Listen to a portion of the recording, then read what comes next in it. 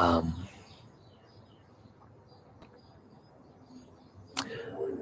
just saw a post from Lisa Clemens that said that the 6-year-old girl who was shot died. That 6-year-old girl is the granddaughter of one of the best men I know, a man who is incredibly faithful, whose life was changed by Jesus and is constantly advocating for peace. And he lost his own granddaughter. A 10-year-old, an 8-year-old, and a 6-year-old in 2 weeks.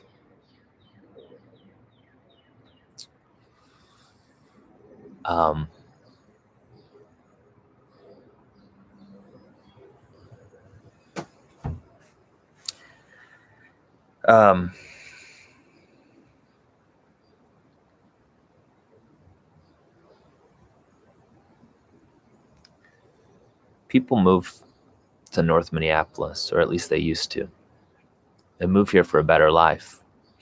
They move from cities where violence is much more prevalent, and they move here for a better life.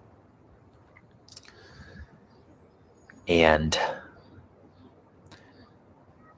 people are now moving out because it's too dangerous. I'm not talking about white flight. I've never been to a funeral. I've never been to a vigil of a white person. Never been to a vigil of a white person. It's not that I wouldn't go, but it's that it's extremely rare.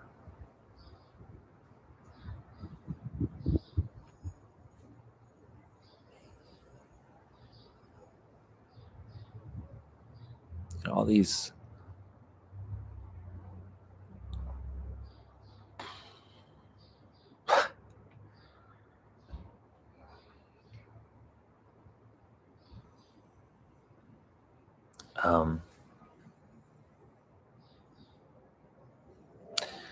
so there's some who say just stay out of it, and I'm not going to do that.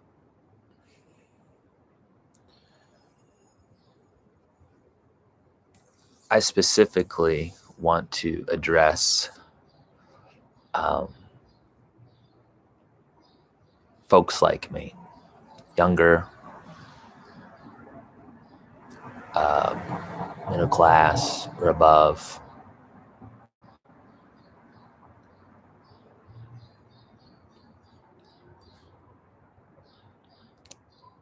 As a whole, have been very loud over the last year, have talked about dismantling the police department, defunding the police department. All cops are bastards.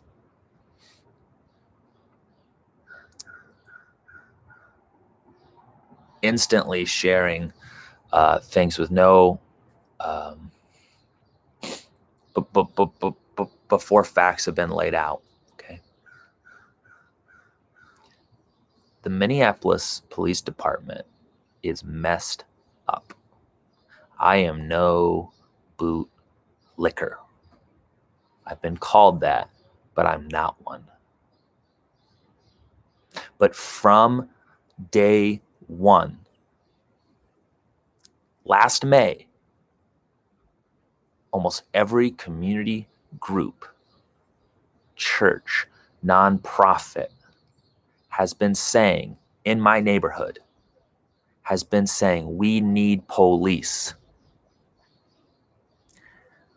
But young, oftentimes Caucasian, not that that really matters, middle class people who have never lived here have listened to the loudest people talk and say, yeah, defund the police, dismantle the police. You haven't listened to KG Wilson, and his granddaughter is now dead. You haven't listened to Lisa Clemens. You haven't listened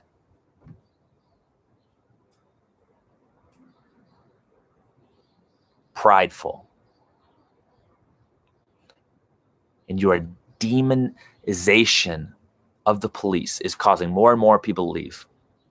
Your push for not putting away violent criminals, voting for judges who let out criminals, violent criminals, is causing children to die.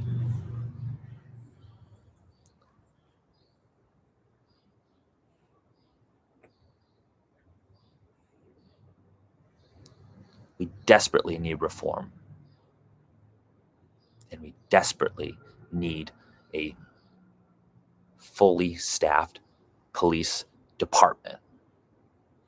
This isn't, my view is not some just white guy view.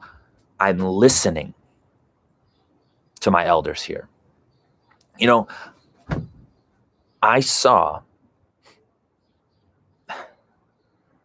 a woman I deeply respect, former president of the NAACP. She left, I think, in the fall. Just that office. She's still at the NAACP. But the Minnesota chapter, NAACP president, I saw her hug the chief of police. As we were down there, they were mostly down there protecting. I was unarmed, but protecting businesses on Broadway and homes on Broadway.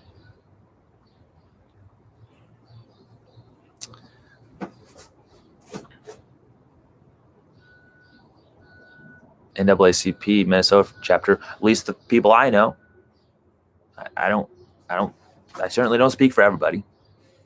I only speak for myself. But from what I'm saying, they're saying we need the police.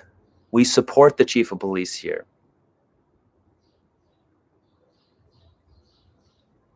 But you're not listening. Defund, dismantle, whatever gets you the most likes on Twitter. You need to be quiet and listen. You said it before. White silence is violence. What about for the 6-year-old baby who just died? Because you spoke up. You didn't know what you were talking about. It's immoral to speak for a neighborhood when you're not listening.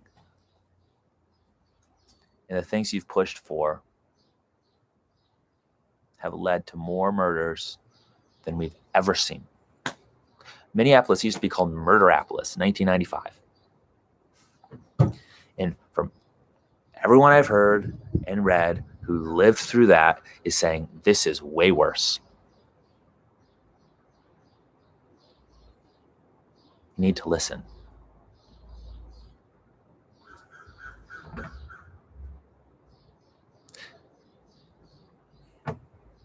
I understand the temptation to, I guess, to speak what's seen as culturally acceptable, or to just hop on a bandwagon because that seems most right. And I guess I don't expect you to know that the majority of my neighbors are not down with what the loudest minority of defund, dismantle is saying. I don't expect you, I guess. But maybe you know now, and maybe you can listen and be cautious about speaking for other neighborhoods when you don't know that. I've realized I've rambled a lot. I hope I don't come across as someone who doesn't want to talk or get feedback.